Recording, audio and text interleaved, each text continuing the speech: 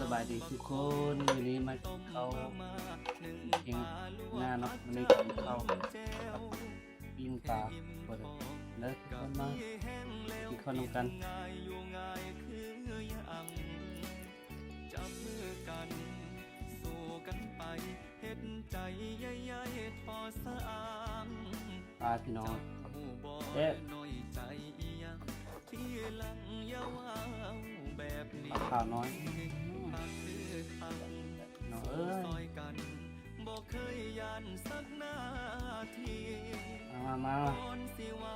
แนวนี้คือบ่ทางจ้า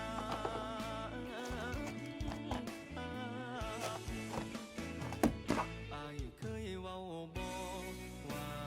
อาย มา อยาก น้องเอ้ย มีชีวิตติดรู้อยู่แพงผู้ใดโน้มา แก้วอันนี้ เป พี่น้อง ลี่ยนแปลงความคิด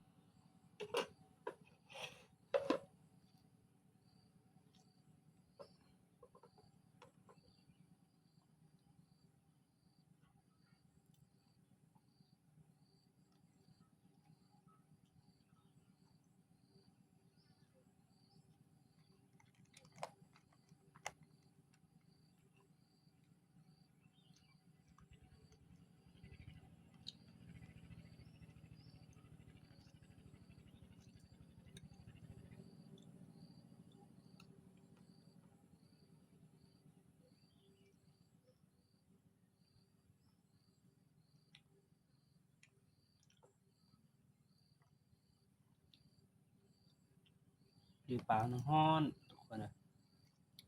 มา